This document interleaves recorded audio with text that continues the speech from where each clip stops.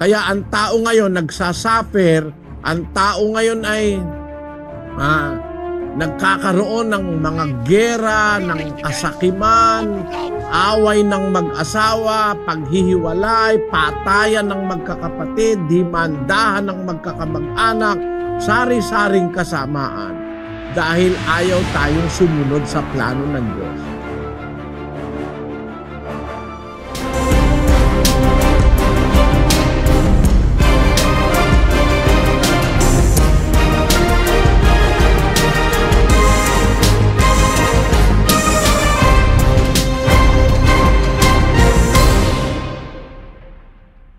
Biblia ang sasagot, itanong mo kay Soriano. Magandang araw sa lahat ng ating mga panauhin at sa lahat ng nasa mga iba't ibang venues na kung saan ay nakakarating po ang ating ginagawang Worldwide Bible Exposition. Sa araw na ito, muli po nagpapasalamat tayo sa Panginoon sa isa pang mabuting pagkakataon na makasama natin ang ating pong mga panauhin na makakaugnayan natin ngayong araw na ito. At tayo po ay naimimonitor sa lahat ng bahagi ng Pilipinas sa pamamagitan ng ating mga satellite providers. Kasama po ang mga nakakapanood sa atin sa ating webcast na isinasagawa. Practically, tayo po ay napapanood sa buong mundo at sa pamamagitan po ng ating mga translators ay meron din po mga iba't ibang mga versions ng ating pong isinasagawang Worldwide Bible Exposition.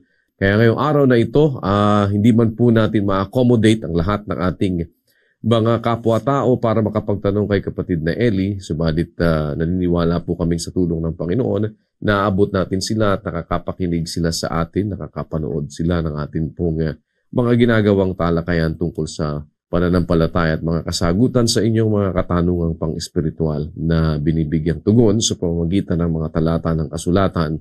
At para hindi po tayo magluwat, muli po ay amin pong inihahatid sa inyo at ipinagkakaloob ang host ng palatuntunang Ang Dating Daan, si kapatid na Eli Soriano. Kapatid na Eli, magandang araw po sa inyo. Magandang araw sa ating mga kababayan at sa lahat po ng nakikinig ngayon. Everybody that are following us in the web and through our satellite broadcast. It is our pleasure to serve the interest of everyone by answering your queries directly from the Word of God in the Bible. Samahan nawa tayo ng Panginoon, mga kapatid, mga kababayan, sa ating pagtuklas ng mga bagay ng katotohanan na hindi kinatha, hindi imbento na gaya ng ginagawa ng ibang mga relihiyon na nagtuturo ng mga aral na imbento. Hindi talaga itinuro ng Diyos at itinuro ng mga apostol. Ang Apostol Pedro ang may sabi doon sa ikalawang Pedro 1:16 ng ganito. Sapagkat kami ay hindi nagsisunod sa mga kathang ginawang mainam noong aming ipinakilala sa inyo ang kapangyarihan at pagparito ng ating Panginoong Hesukristo, kundi kami ay naging mga saksing nakakita ng kanyang karangalan. Ayun, yung salita niyang kami ay hindi nagsisunod sa mga kathang ginawang mainam. They are not followers of inventions, of myths. They are not followers of fables. In English it says, for we have not followed cunningly devised fables. Mga katha-katha. Sa relihiyon po kasi sa ating panahon, marami na pong mga nakatha na aral na hindi naman po galing sa mga apostol. Huwag kayong magagalit mga kababayan. Ito po ay nangyayari sa katotohanan na isa sa mga pinaniniwalaan ng Pilipino na aral na yun daw batang maliit pagka hindi nabautismuhan mapupunta sa limbo. Isang katha. Yun ang nasa Biblia na hindi naman ang bata kailangang mapunta sa limbo. Kahit hindi binyagan ang bata, ang bata ay talagang sa Diyos. Wala namang kasalanan niyang bata.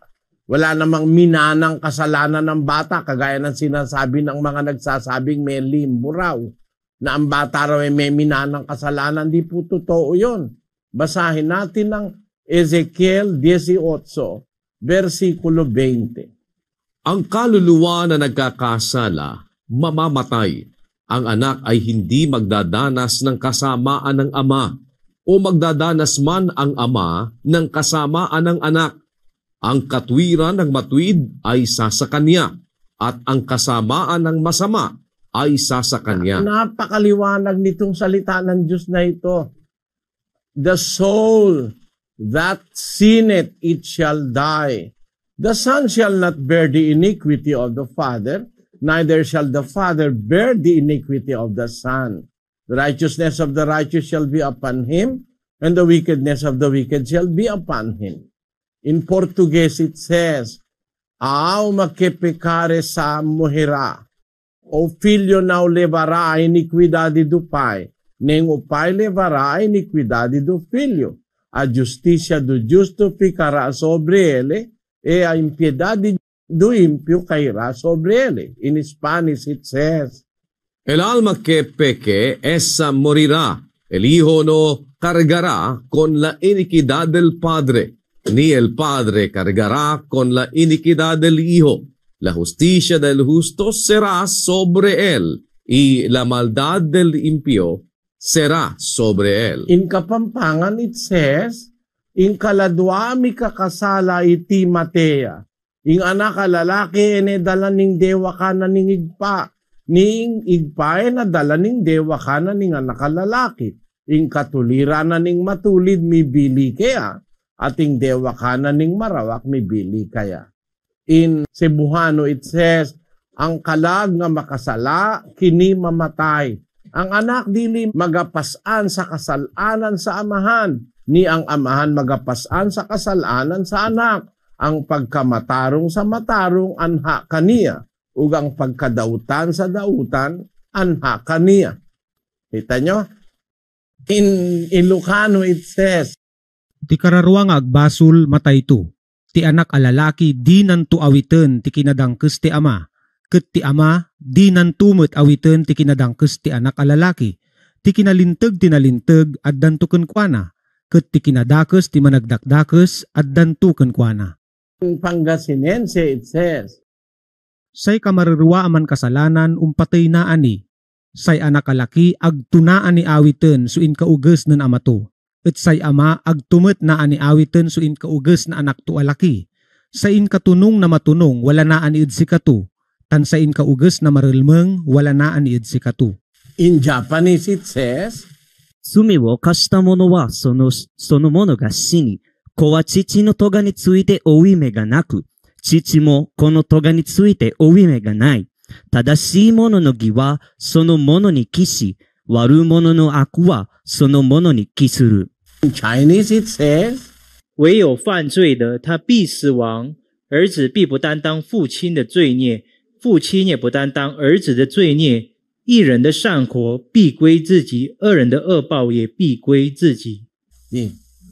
kahit mo po sa ang Biblia basahin, ang bata hindi naman minamana kasalanan Ang anak hindi magdadanas ng kasamaan ng kanyang ama, o ang ama man ay magdadanas ng kasamaan ng kanyang anak. Ang katwiran ng matuwid sa kanya, kasamaan ng masama sa kanya. Kaya yung doktrina ng limbo, imbento po yan. Yan po ang dahil niyan.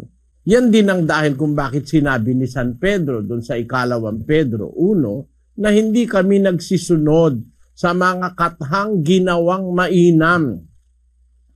Merong mga kathana, ang pagkakatabas at pagkakagawa parang akala mo totoo. Akala mo kapanipaniwala, pero panluloko sa kapwa. Ganyan po ang maraming relihiyon. Kagaya halimbawa nung magpapatayo ng kapilya at magpapalagak sa miyembro, lalaga ka ng lalagak, linggo-linggo maglalaga ka, laga ka ng lagak.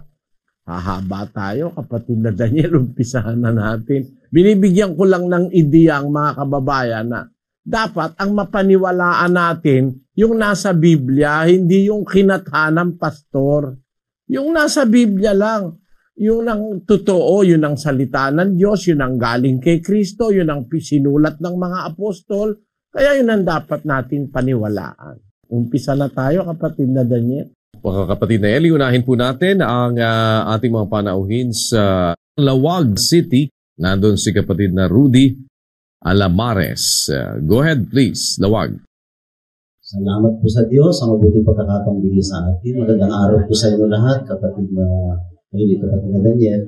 Dito po sa Lawag City, ang magtatanong po ay si Mr. Celendonio Saturnino, 57 years old, isang Katoliko po. Meron sana akong tatanong, medyo kaya ba ang tao na malaman ang plano ng Diyos? Alam mo kapatid, yung plano ng Diyos, gusto nga ng Diyos malaman ng tao yun. Kaya tiyak na merong kakayanan ang taong malaman ang plano ng Diyos. Kasi yung plano, kumbaga sa isang bahay, yun ang magiging itsura ng bahay bago itayo yung bahay. So nauuna yung plano bago yung bahay, di ba? Ang Diyos, nauna yung kanyang plano bago tayo likhain ng Diyos. May plano na siya para sa atin bago tayo nilikha ng Diyos. Kaya dapat alam natin yung plano ng Diyos. At yung plano ng Diyos, yun yung kanyang kalooban. Bago pa tayo nalikha, may kalooban na ang Diyos na dapat nating maisagawa. Yung plano, maisabuhay. Basahin natin ang Efeso Kapitulo 2, versikulo 10. Sapagkat tayo'y kanyang gawa, na nilalang kay Kristo Jesus para sa mabubuting gawa, na mga inihanda ng Diyos ng una upang siya nating lakaran. Yun ang plano ng Diyos eh. Inihanda niya na ng una upang siya nating lakaran. Tayo kanyang gawa, nilalang kay Kristo Jesus para sa mabubuting gawa. Para sa mabubuting gawa. Na mga inihanda ng Diyos ng una upang siya nating lakaran. Kaya ang tao'y sumasama, ayaw siya kasing sumunod sa plano ng Diyos eh. Kumbaga yung tren, bago ilabas yung tren, meron ng release. May tatakbuhan ng release yung tren. Pagka yung tren umalis sa release na diskaril, disgrasya ang kahulugan nun. Ang tao kaya nadidisgrasya, nagagawa ng mga mali sa buhay niya, nagkakaroon siya ng mga maling desisyon, nagkakaroon siya ng mga maling gawain dahil umaalis siya dun sa release. Yun ang plano ng Diyos eh. Meron siyang inihandang mga gawaing kabutihan na siyang pinag-uukulan niya sa tao na kanyang nilikha. Tayo'y ginawa ng Diyos para gumawa ng mabuti, hindi ng kasamaan. Kaya ang tao ngayon nagsasuffer, ang tao ngayon ay nagkakaroon ng mga gera, ng kasakiman, away ng mag-asawa, paghihiwalay, patayan ng magkakapatid, dimandahan ng magkakamag-anak, sari-saring kasamaan. Dahil ayaw tayong sumunod sa plano ng Diyos. Kaya kung sa tanong mo, may kakayahan ba tao malaman ang plano ng Diyos? Gusto nga ng Diyos yun. Yung kanyang kalooban, yung kanyang plano. Hindi ba yun ang sabi dun sa panalangin na kinopya sa Biblia? Our Father, which art in heaven, hallowed be thy name. Thy kingdom come, thy will be done in earth as it is in heaven. Ayon, sundin ang kalooban mo kung paano sa langit, gayon din sa lupa. Ibig sabihin nun, sundin ang plano mo, yung kalooban ng Diyos. At yun ay gusto ng Diyos malaman nga natin. Pinapaalam sa atin yon. 5:17 ng Efeso ganito nakasulat. Kaya huwag kayong maging mga mangmang, kundi unawain ninyo kung ano ang kalooban ng Panginoon. Yung kanyang kalooban, His will. Huwag kayong mangmang, unawain ninyo. Pasasabihin ba ng Biblia na unawain mo kung hindi mo nga mauunawaan? Madali namang maunawaan ang kalooban ng Diyos sa tao. Alin yun? Tayo ginawa para gumawa ng mabuti. Alin yung mabuti? Basahin natin yung 7:12 ng Roma. Kaya nga, ang kautusan ay banal at ang utos ay banal at matuwid at mabuti. Ayun, tayo ginawa ng Diyos para gumawa ng mabuti. At yung mabuti na gagawin natin, yun yung kanyang kautusan. Sabi niya, iibigin mo ang iyong asawa parang ang iyong sariling katawan. Utos yun. O mga babae, pasakop kayo sa inyong mga asawa. Mga anak, magsitalima kayo sa inyong mga magulang sa Panginoon sapagkat ito'y matuwid. Utos yun Yun lahat ng yun, pag sinunod mo, yun ang mabuti.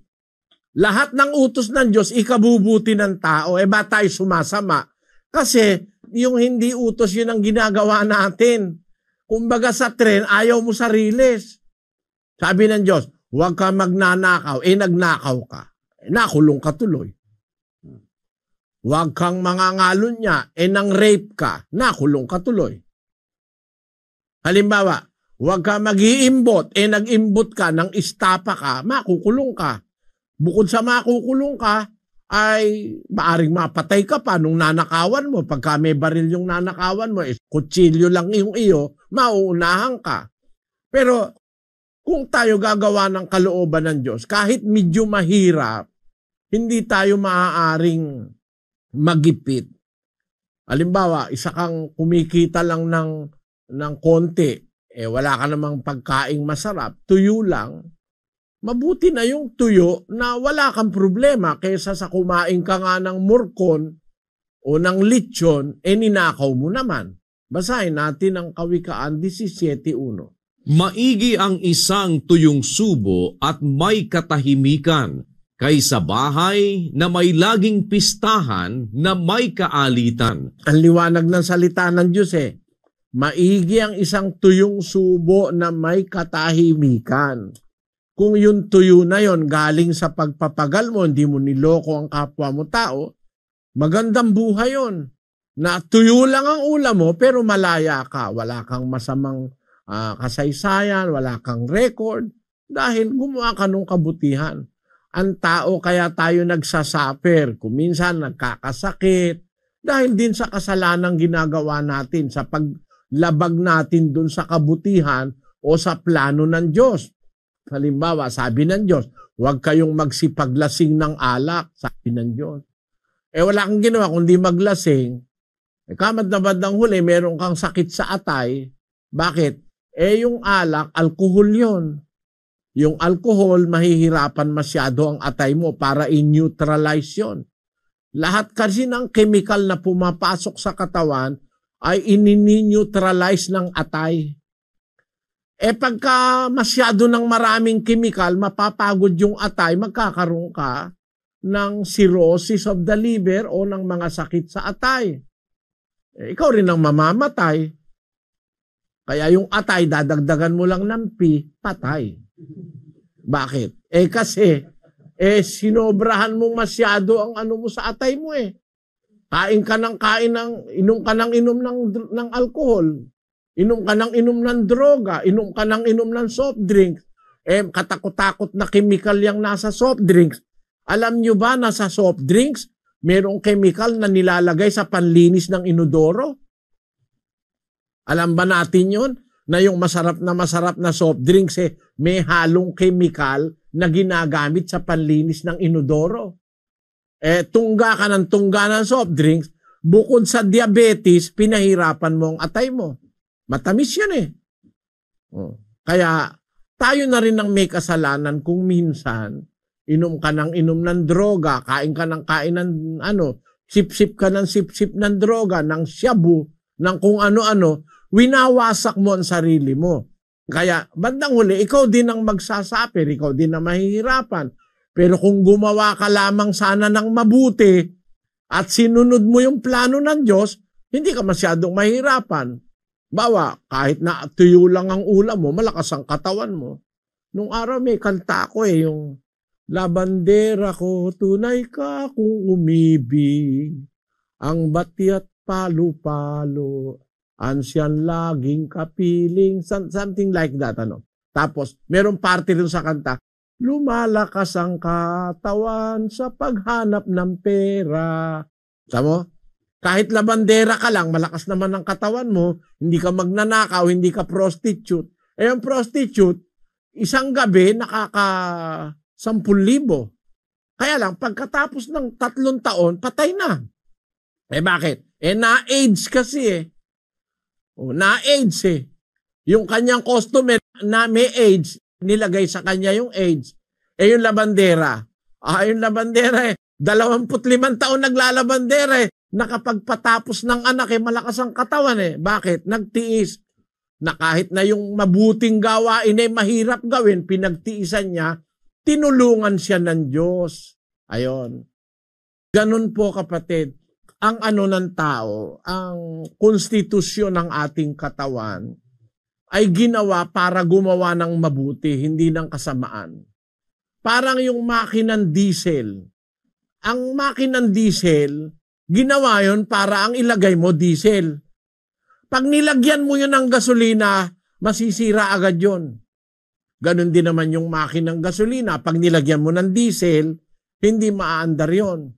Ang ibig ko lang sabihin, ang tao ginawa ng Diyos para sa kanyang plano na gumawa tayo ng kabutihan hanggang sa tayo mamatay. At pagka ang kabutihan ang ginawa natin, pagkabuhay na mag-uli sa paghuhukom, magkakaroon ka ng gantimpalang buhay na walang hanggan. 5:28 ng Juan, ganito nakasulat. Huwag ninyong ipanggilalas ito sapagkat dumarating ang oras na ang lahat ng nangasalibingan ay makaririnig ng kanyang tinig at magsisilabas. Ang mga nagsigawa ng mabuti ay sa pagkabuhay na mag-uli sa buhay at ang mga nagsigawa ng masama ay sa pagkabuhay na mag-uli sa paghatol. Nakita mo kapatid? Kaya talagang ang plano ng Diyos sa atin gumawa ng mabuti.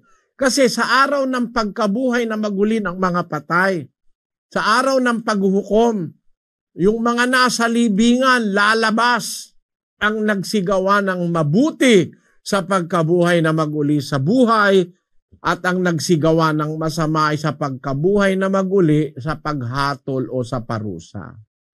Kaya kapatid, yan ang plano ng Diyos. Ginawa ka para gumawa ng mabuti. Mabuti para sa nanay mo, sa tatay mo na pinagkakautangan mo ng loob, igagalang mo ang iyong ama't ina. Gagawa ka ng mabuti sa iyong kapwa. Mamahalin mo ang iyong asawa at mga anak, aasikasuhin mo ang pamilya mo. Iibigin mo pati ang iyong kaaway, sabi ng Panginoong Hesus. Yun ang mabuti. Pag ginawa mo yun, di ka mapapasama Ayun. Yun ang plano ng Diyos sa atin. Na kaya tayo ginawa para sumunod sa kanyang utos. Para gumawa ng kabutihan. Yung mabuti, yun ang utos. Ang mabuti sa Diyos, yung siya ang may utos. Ang kautusan ay banal, ang utos ay banal, matuwid at mabuti. Yun ang dahil ng ating pagiging tao. Yun ang plano niya sa atin. 12:13 ng Ecclesiastes. Ito ang wakas ng bagay. Lahat ay narinig. Ikaw ay matakot sa Diyos at sundin mo ang kanyang mga utos sapagkat ito ang buong katungkulan ng tao. Sapagkat dadalhin ng Diyos ang bawat gawa sa kahatulan, pati ng bawat kubling bagay, maging ito'y mabuti o maging ito'y masama. Makaliwanag nyon. Ito ang wakas ng bagay. Lahat ay narinig. Matakot ka sa Diyos. Sundin mo ang kanyang mga utos. Yun ang mabuti, yung utos niya Sundin mo yon sapagkat ito ang buong katungkulan ng tao. Yun ang ating reason of our existence. Yun ang plano ng Diyos para sa atin. Sana naunawaan mo kapatid na Celedonio. Thank you. Thank you. Okay po. Sa Perth, Australia naman po tayo. Si kapatid na Edwin Paloma nandun. Go ahead, Perth, please. Magandang araw po kapatid na Daniel, kapatid na Eli, at salamat po sa Diyos sa pagkakataon ito at makabahagi po muli ang Perth, Australia. Narito po ang ating magtatanong po ngayon si Sister Purita Castro, 60 years old, Roman Catholic. Nanay po niya yung ng kapatid po dito. Brother Eli, magandang araw po. Lagi po kaming dumadalo sa mga gawain at nakikinig sa pangaral niyo po. Pero di po kami kaanib. Masasama po ba kami sa maliligtas? Brother Eli? Alam mo kapatid na Purita, hindi ko alam hatulan kung maliligtas ka o hindi kasi hindi ko nakikita yung puso nyo. Pero ang nalalaman ko yung nasa Biblia na ayoko kayong hatulan dahil di ko nga alam kung ano nasa isip nyo, bakit ayaw kayong umanib, no? Kung ang hindi nyo pag-anib ay talagang dahil ayaw nyong umanib, hindi ka maliligtas, kapatid. Kung talagang ayaw mo lang umanib. Bakit? Kasi utos ng Diyos yung pag-anib. Isa yun sa utos na dapat na sundin ng tao. Sa 12:9 ng Roma, ganito nakasulat. Ang pag-ibig ay maging walang pagpapaimbabaw. Kapuotan ninyo ang masama, makisanib kayo sa mabuti. Yung pakikisanib o pakikisama, utos yun. Akala nung iba, yung mga ibang iglesia, basta sapat na lang makinig ka ng makinig. Paano yun kung hindi ka sasama sa pagtupad? Lalabas mababaliwala. Kung nakikinig ka nung salita, paano mo tutuparin kung hindi ka aanib? Isa yung pag-anib, isa yun sa mga aral ng Diyos. Ayaw mo, kapatid. Kung talagang ayaw mo, hindi ko sinasabi na ayaw mo. Kaya nga ayaw ko sayong humatol kasi hindi ko alam kung talagang ayaw mo lang. Kasi pagka talagang ayaw mo lang, ang kahulugan nun, itinatakwil mo si Kristo. Pag ayaw mong tanggapin yung kanyang salita. Basahin natin ang Juan 12:48. Ang nagtatakwil sa akin at hindi tumatanggap sa aking mga pananalita ay mayroong isang hahatol sa kanya. Ang salitang aking sinalita ay siyang sa kanya'y hahatol sa huling araw. Ayon. Ang sabi ng Panginoong Hesus, ang nagtatakwil sa akin. Paano ba yung pagtatakwil sa kanya? Hindi tumatanggap sa aking mga pananalita. Kaya pagka hindi natin tinatanggap yung pananalita, yung aral, yung turo ng Panginoon Kristo, it is tantamount to rejecting Him. Pagtatakwil sa kanya yon. At pagka itinakwil natin ang Panginoong Hesus sa pamamagitan ng pagtatakwil natin sa kanyang aral, ay hindi po tayo maliligtas doon, kapatid. Kung talagang ayaw nyo lang dahil ayaw nyo tanggapin yung aral ni Kristo, mahirap ka pong maligtas doon kasi ang magtatakwil sa aral ay hindi po maliligtas yon. Umpisa natin sa 28. Ang magpawalang halaga sa kautusan ni Moises sa patutuo ng 2 o 3 saksi ay mamamatay na walang awa. Gaano kayang higpit ng parusa sa akala ninyo ang ihahatol na nauukol doon sa yumurak sa anak ng Diyos at umaring di banal sa dugo ng tipan na nagpabanal sa kanya at umalipusta sa espiritu ng biyaya. Ayun. Ang sabi sa Biblia, yung nung araw sa panahon ni Moises, yung hindi susunod sa utos ni Moises, sa harapan ng 2 o 3 saksi, papatayin nyo ng walang awa, babatuhin nyo hanggang sa mamatay. Gaano kaya ang higpit ng parusa sa akala ninyo, ang wika ni Pablo? Ang ihahatol doon sa yumuyurak sa anak ng Diyos. Yung nagtatakwil sa anak ng Diyos. Pag itinakwil kasi natin ang Panginoon Kristo, ay tinatakwil natin ang Diyos. Paano tayo maliligtas? Basahin natin ang 16 ng Lucas. Ang nakikinig sa inyo ay sa akin nakikinig, at ang nagtatakwil sa inyo ay ako ang itinatakwil, at ang nagtatakwil sa akin ay itinatakwil ang sa akin nagsugo. Ang nagsugo kay Kristo ang amang Diyos ng langit eh. Pag itinakwil natin siya dahil ayaw natin tanggapin yung kanyang salita, ang itinatakwil natin ay ang Diyos na mismo. Paano ka kaya maliligtas, kapatid, kung parang tinatakwil mo ang Diyos dahil ayaw mong tanggapin yung kanyang salita? Pero ayaw kitang hatulan sa dahilang hindi ko naman alam kung itinatakwil mo talaga yung salita kung ayaw mo talaga. No? Pero kung susunod ka po sa Biblia, kapatid, ang sabi po ni San Juan sa unang Juan, ganito. Sabi niya sa mga kapatid nung unang siglo, sa 3:18. Mumunti kong mga anak, huwag tayong magsiibig ng salita, ni ng dilaman, kundi ng gawa at katotohanan. Hindi naman tunay na pag-ibig yung salita lang eh. Meron mga tao kasi, mahal ko ang Diyos, I love you, Lord, etc. Kakanta pa. Pero ang sabi po ng Biblia, huwag tayong iibig sa salita kahit sa dila man, kundi ng gawa at katotohanan. Kailangan yung salita ng Diyos, ginagawa yun, isinasagawa, isinasabuhay, tinatanggap. At pagka tinanggap yun, maaanib ka kasi ang nakasulat sa Biblia, aanib ka doon sa mabuti na nakilala mo. Pagka ayaw mong umanib, parang pagtatakwil yon. At meron pong babala ang Diyos doon.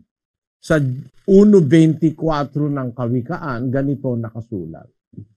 Sapagkat ako'y tumawag at kayo'y tumanggi, aking iniunat ang aking kamay at walang makinig, kundi inyong iniuwi sa wala ang buo kong payo, at hindi ninyo inibig ang aking saway.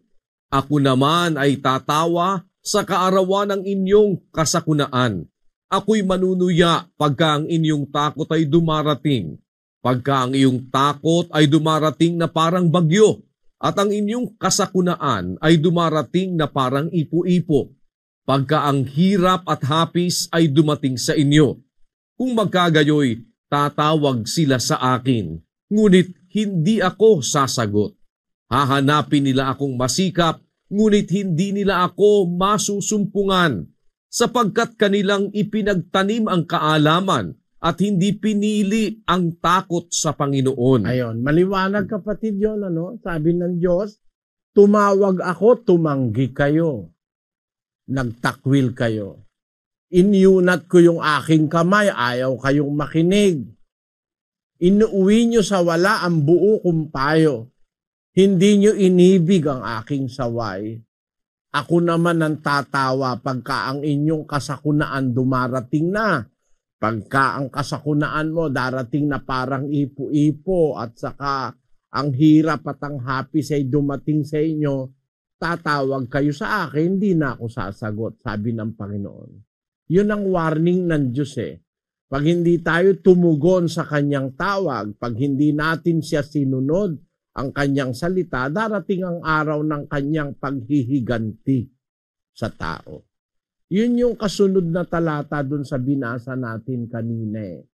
2 Tesalonica, Kapitulo 1, versikulo 8. Na maghihiganti sa hindi nagsisikilala sa Diyos at sa kanila na hindi nagsisitalima sa ebanghelyo ng ating Panginoong Hesus. Gaganti ang Diyos sa ganong mga tao na hindi kumikilala sa Kanya, ayaw tumalima sa ebanghelyo. Kaya yung salita po ng Diyos nasa Biblia para sundin natin. At isa sa mga susundin natin, aanib tayo doon sa katotohanan. Isipin mo kapatid, asan ang logic? Si Kristo at ang Ama nagtayo ng iglesia, may samahan. Yung samahan na yon nasa Biblia. Ang aral no nasa Biblia. Ayaw kang sumama. Di ba ang logic nun parang ayaw mong sumama dun sa itinayo ng Diyos?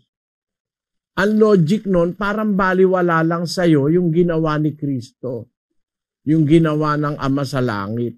Na si Kristo nagbuwis ng kanyang buhay para sa iglesia matubos ang kasalanan ng tao. Tapos ayaw mo sa iglesia, ayaw kang umanib. Hindi ba yun parang ang logic nun ayaw mo kay Kristo?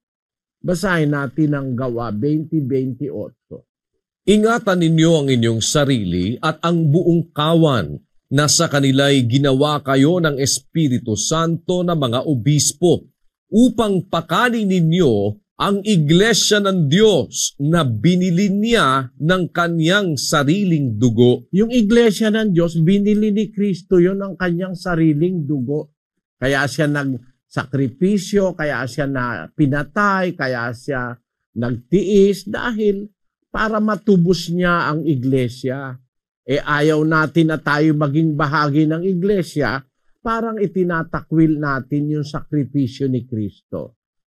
Ikaw na ngayon ang makakahatol sa iyong sarili, kapatid, kung maliligtas ka ba o hindi, pag hindi ka umanib sa iglesia dahil ayaw mo. Ngayon, hindi ko alam kung meron kang ibang dahilan dahil sabi mo kasi lagi kang dumadalo sa gawain, nakikinig, pero hindi ka umaanib. Hindi ko alam yung dahilan sa likod nun, kaya ayaw kitang hatulan. Pero kung ang dahilan nun ay ayaw mo talagang umanib dahil parang ayaw mong pahalagahan yung tawag ng Diyos at ni Kristo sa'yo, wala ka pong kaligtasan nun.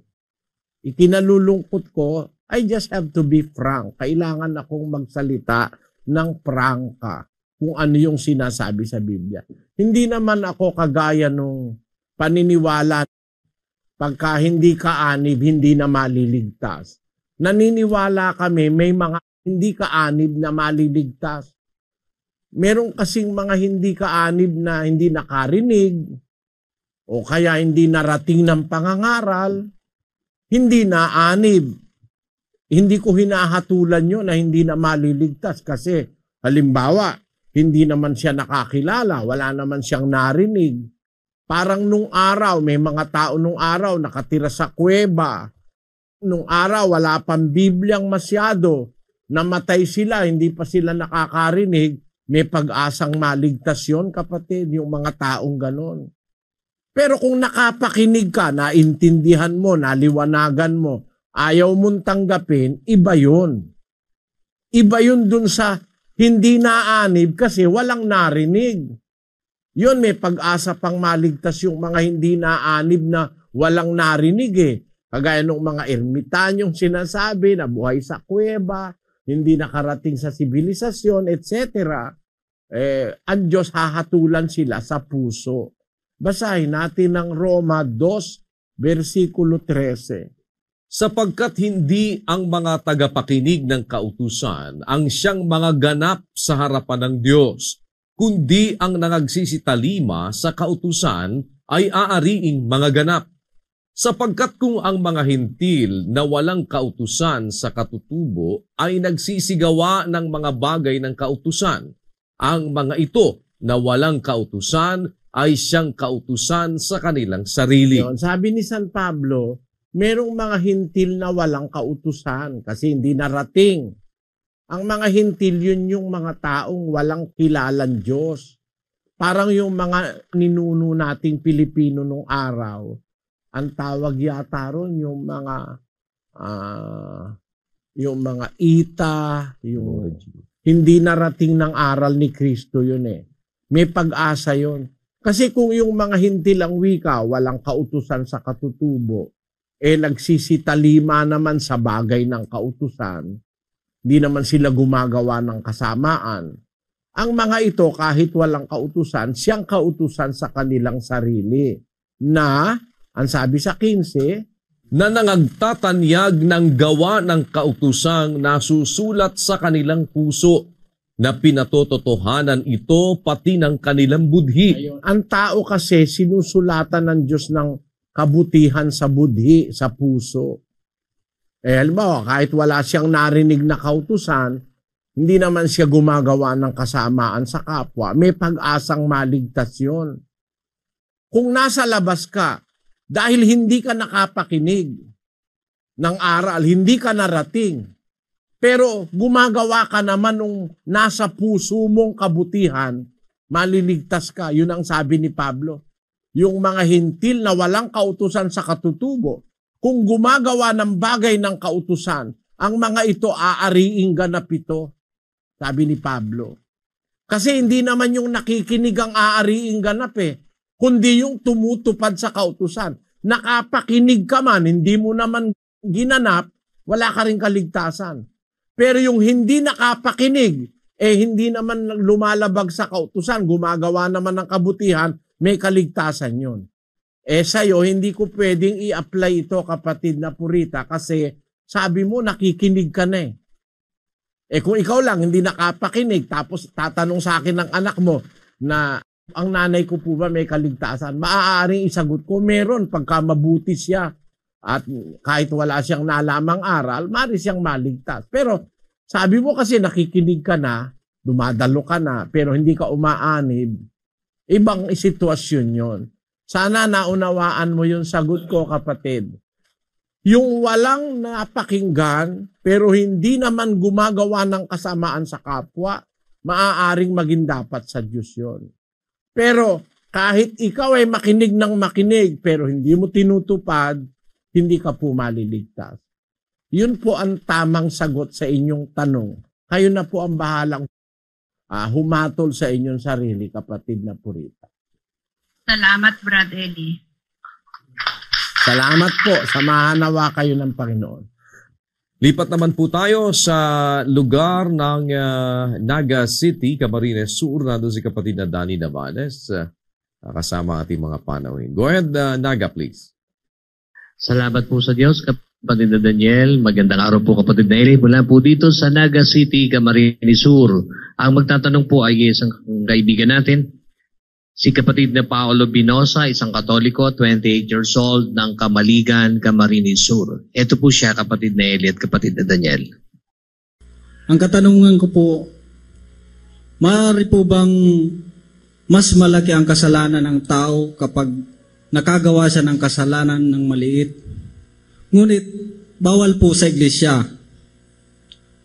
Kaysa malaking kasalanan sa ibang relihiyon. Halimbawa po, yung ibang relihiyon po ay nakapatay o pumatay. At yung kapatid po na Church of God ay kumain po ng bawal. Halimbawa po, kumain siya ng dinuguan o kaya yung balot kasi binigti po yun. Ano po ba ang maasasabi niyo po dito? Mo, kapatid, hindi ganun ang dapat pananaw natin. Ang ating pananaw, ang kasalanan nagiging mabigat kung alam mo ang kasalanan. Kung wala kang malay sa kasalanan, napapatawad ng Diyos yun. Basahin natin ang 1:13 ng unang Timoteo. Bagaman ang una ako'y naging mamumusong at manguusig at mang-aalipusta, gayon may kinahabagan ako sapagkat yaoy ginawa ko sa di pagkaalam, sa kawalan ng pananampalataya. Ang taong nakakagawa ng kahit mabibigat na kasalanan, kung hindi mo naman talaga alam na buong buo, merong patawad yun. Si Pablo nga nung umpisa ako ikay mamumusong. Nilalabanan niya ang Diyos Ako'y naging mamumusong, mang-uusig pa. Pinapapatay niya pa yung mga unang Kristiyano. At naging mang-aalipusta pa ako. Pero kinahabagan ako ng Diyos kasi ginawa ko sa di pagkaalam sa kawalan ng pananampalataya. Kaya yung iyong parang problema o deduction, hindi tama yun sa hustisya, kapatid. Na pagkukumparahin mo yung gagawing kasalanan ng isang relihiyon at saka ng isa pang relihiyon. O halimbawa, yung mga kaanib dito sa atin, kukumpara mo doon sa ginagawa ng ibang relihiyon.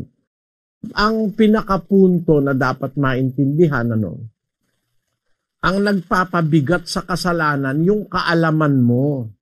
Kasi kung wala kang kaalaman, nagawa mo mali, kahit mali na yung ginawa mo, kung yun ay hindi mo naman alam, di mo naman sinasadya, napilitan ka, o kaya itinulak kang magkasala, may patawad yun.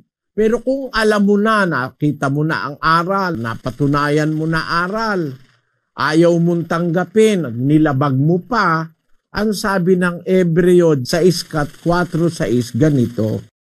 Sapagkat tungkol sa mga minsang naliwanagan at nakalasap ng kaloob ng kalangitan at mga nakabahagi ng Espiritu Santo at nakalasap ng mabuting salita ng Diyos at ng mga kapangyarihan ng panahong darating at saka nahiwalay sa Diyos ay di maaaring baguhin silang muli sa pagsisisi. Yamang kanilang ipinapakong muli sa ganang kanilang sarili ang anak ng Diyos at inilalagay na muli siya sa hayag na kahihiyan. Ayun. Yun ikang minsang naliwanagan. Nakalasap na ng kaloob ng kalangitan. Nakabahagi na ng Espiritu Santo. Nakalasap na ng mabuting salita ng Diyos. Nakaalam na ng kapangyarihan ng panahong darating. Pagkatapos sa kakapanahiwalay sa Diyos dahil sa iyong kasama ang ginagawa, wala ka ng pag-asang mapatawad. Wala nang haing natitira pa tungkol sa kasalanan. Ayon. Sa 10:26 ng Hebreo. Sapagkat kung ating sinasadya ang pagkakasala, pagkatapos na ating matanggap ang pagkakilala sa katotohanan, ay wala nang haing natitira pa tungkol sa mga kasalanan, kundi isang kakilakilabot na paghihintay sa paghuhukom at isang kabangisan ng apoy na lalamon sa mga kaaway. Kung sinasadya natin ang pagkakasala, pagkatapos na ating matanggap ang pagkakilala sa katotohanan ng sabi ni San Pablo, wala nang haing natitira pa tungkol sa kasalanan. Kaya yung analysis mo kapatid, mali yun. Yung isa wala sa relihiyong totoo, yung isa nasa relihiyong totoo.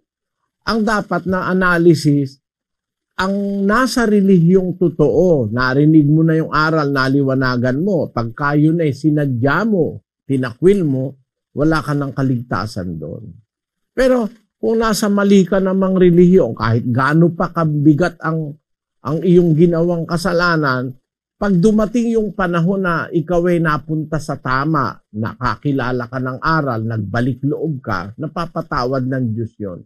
Gaya ni Pablo. Kasi nung gawin niya yung mga maling ginawa niya, nasa relihiyon siyang mali . Nasa relihiyon siya ng mga Hudyo. Basahin natin yung Galacia 1:13. Sapagkat inyong nabalitaan ang aking pamumuhay ng nakaraang panahon sa relihiyon ng mga Hudyo, kung paanong aking inusig na malabis at nilipol ang iglesia ng Diyos. At ako'y nangunguna sa relihiyon ng mga Hudyo ng higit kaysa marami sa aking mga kasinggulang, sa aking mga kababayan. Palibhasa'y totoong masikap ako sa mga salit-saling sabi ng aking mga magulang. Napakatibay ni Pablo sa relihiyon ng mga Hudyo. Masikap ika ako sa mga salit-saling sabi. Kaya nangunguna ika ako sa relihiyon ng mga Hudyo. Higit pa sa aking mga kasinggulang, mga yung kanyang kakontemporaryo. Napakatindi ang kanyang seriousness sa relihiyon ng mga Hudyo. Kaya humangga siya, umabot siya dun sa pagpapapatay sa mga Kristiyano na kung alam niya yung relihiyon niya ay totoo, bagaman yun ay mali, pinapatay niya yung mga Kristiyano, yung sumasampalataya kay Kristo, pinapapatay niya. Inuusig ko ikang malabis at nililipol ang iglesia ng Diyos. Pero napatawad siya ng Diyos dahil wala pa siya sa katotohanan noon. Kaya hindi pwedeng pagkumparahin yung kasalanang nasa isang relihiyong mali dun sa kasalanang ginagawa sa loob ng relihiyong totoo. Walang comparison dun kasi pag nasa mali ka, hindi mo alam ang katotohanan, may patawad lahat ng kasalanan mong magagawa pagka ikaw ay nagsisi at nagbalik loob sa Diyos. Pero pag nasa relihiyong kang totoo at alam mo yung totoo, tapos sinasadya mo, ay walang patawad yun. Yun ang sagot sa tanong mo, kapatid. Salamat, Brother Eli. Salamat. Sana naunawaan mo. Okay po. Lipat naman po tayo sa lugar ng Dubai. Nandun si kapatid na Andy Perlada. Dubai, come in please. Ako po isang Roman Catholic. Ang trabaho ko po ay isang trailer driver. Lumalabas po ng UAE. Lingguhan po makabalik po dito sa UAE. Ang asawa ko po, kaanib na po dito. Ako po ngayon ay under doctrination na. Ang tanong ko po, kung ako ay maging kaanib na dito, kung isang bisis lang ako makadalo sa lokal na pagtitipon, ano po ang magiging kalagayan ko? Bakit isang beses lang, kapatid? May anong dahilan at magiging isang beses lang? Kasi po, ang biyahe ko po kasi, wala po kasing sa araw, brother. Minsan, makarating ako rito ng sa UAE na walang oras sa pagtitipon ng lokal. Ngayon, simpuhan na po ang pagbalik ko rito para po ako makadalo sa lokal na pagtitipon. Gaya po ngayon, naka-attend po ko rito dahil gahapon po wala po kaming kargada sa aming biyahe. Hindi naman problema yon, kapatid na Paulino. Kasi, halimbawa, makakadalo ka ng isang beses. Yung oras na hindi ka makakadalo, lahat ng aral na napapakinggan sa mga regular na pagkakatipon, yan naman ay nakatape. Doon sa oras na dadating ka, kahit walang pagkakatipon, pwede ka namang pumunta sa lokal para pakinggan mo yung aral. Para, kumbaga kasi yung aral ng Diyos, parang pandilig yan sa kaluluwa yung aral. Para yung kaluluwa natin, yung ating spiritual side of our being, ay nourished nung aral. Parang pagkain yan para wag kang magutom. Ang tao kaya sumasama dahil sa kakulangan ng turo ng aral ng Diyos. Basahin natin sa Kawikaan 5:23. Siya'y mamamatay sa kakulangan ng turo at sa kadahilanan ng kanyang pagkaulol ay maliligaw siya. Kaya maraming taong naliligaw dahil sa kakulangan ng turo. Tayo, kaya nagkakatipon tayo, mga kapatid sa iglesia, para ang ating mga kapatid laging madiligan kumbaga sa halaman o laging mapakain kumbaga sa pagkain. Kaya nagkakatipon. 10:25 ng Hebreo. Na huwag nating pabayaan ang ating pagkakatipon na gaya ng ugali ng iba, kundi mangag-aralan sa isa't isa at lalo na kung inyong namamalas na nalalapit na ang araw. Yun ang dahil kaya nagkakatipon. Mag-aaralan sa isa't isa, wag nating pabayaan ang wika yun. Lalo na kung namamalas nating malapit na ang araw, lalo na kung parating na yung pag-araw ng pagbabalik ng Panginoon, kailangan tayo'y laging busog sa aral para wag tayong maligaw kasi nakakaligaw yun yung pagkawala ng aral. Kaya tayo may pagkakatipon. Kaya kami naman sa inyong paglilingkod sa inyo, naglagay tayo ng mga araw ng pagkakatipon sa iba't ibang lugar. Kagaya dyan sa UAE, sa Middle East, sa Arabia, dyan sa Qatar. Como dyan, ang holiday dyan Biyernes. Ang pagkakatipong inilagay natin dyan, Biyernes. Kasi dyan ang holiday Biyernes Kaya walang pasok ang Biyernes, kaya dyan nagkakatipon sila Biyernes. Ngayon, kung hindi ka makakarating, meron ka namang, halimbawa, may isang araw dumating ka, kagaya ngayon, wala kayong biyahe kamo, di yung hindi mo napakinggan nung linggo, o nung Biyernes, o nung anong araw, meron naman sa lokal na pupuntahan mo, na pwede mong mapakinggan yon para lagi kang merong spiritual nourishment. Kumbaga, parang dinidilig ang kaluluwa mo. Sa unang Korinto 3, versikulo 6, Ang sabi ng Apostol Pablo ganito, Ako ang nagtanim, si Apolos ang nagdilig, ngunit ang Diyos ang siyang nagpalago. ang halamang hindi nadidilig, hindi lalago. Ganon din ang pananampalatayang naitanim. Sabi ni Pablo sa mga kapatid sa Korinto, ako ang nagtanim, si Apolos ang tagadilig, ang Diyos naman ang nagpapalago. Paano kang lalago kung walang didilig sa'yo? Yung aral, pandilig yun eh. Yung aral na pandilig, yun ang nagbubunga sa ating buhay ng kabutihan. Basahin natin ang Isaias, Kapitulo 55, versikulo 10. Sapagkat kung paanong ang ulan ay lumalagpak at ang niebe ay mula sa langit, at hindi bumabalik doon, kundi dinidilig ang lupa, at pinasisibulan at pinatutubuan ang halaman, at nagbibigay ng binhi sa maghahasik at pagkain sa mangangain. Magiging gayon ang aking salita na lumalabas sa bibig ko, hindi babalik sa akin na walang bunga, kundi gaganap ng kinalulugdan ko at giginhawa sa bagay na aking pinagsuguan. Ayon, sabi ng Diyos, magiging gayon ang aking salita mula sa bibig ko. Parang ulan o niebe na bumabagsak sa lupa para dumilig, para magbunga ang lupa. Ganun naman ang aking salita na lumalabas sa bibig ko, sabi ng Diyos. Parang dumidilig yan sa kaluluwa natin para tayo wag mauhaw sa mga bagay na espiritual. Kasi pag nagkulang ka doon, doon ngayon papasok yung mga tukso, pambababae, panlalalaki, yung pagsusugal, pagtataksil sa asawa, pagkalimot sa pamilya, pagkawasak ng pamilya, doon ang gagaling at nawawasak na. Yon. Kaya sa iyo, kapatid, walang problema ron. Kung hindi ka makakarating ng regular na pagkakatipon, pag dumating ka, pakinggan mo yung aral na hindi mo napakinggan, na hindi ka nakarating, pakinggan mo. Para it's a sort of a make-up para ikaw ay laging nourished spiritually. Our concern, hindi yung pera mo, ang aming pangunahing concern.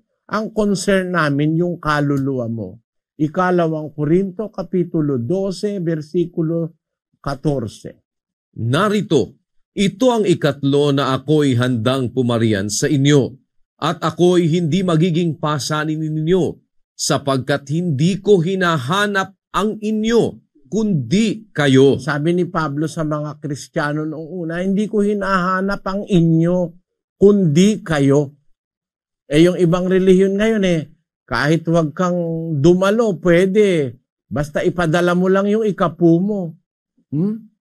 Meron nga ngayon sabi nung isang miyembro sa akin, nakausap ko sa Amerika it has been 2 months that I am not attending now, but I faithfully give my tithe, sabi niya. 2 buwan na ako hindi dumadalo, pero how can you give your tithes when you are not attending the congregation? Because in our church, we have an account, sabi niya, yung ikakaskas ko lang yung aking ATM card, nakakapagbigay na ako ng ikapo. Yun ang halimbawa ng mga iglesyang hindi mahalaga yung kaluluwa mo, ang mahalaga yung pera mo. Sa atin, ang mahalaga sa ating pangunahin yung kaluluwa ng kapwa, maakay ng Diyos sa kabutihan sa pamamagitan ng kanyang aral. Kaya ang mahalaga talaga, makikipagkatipon.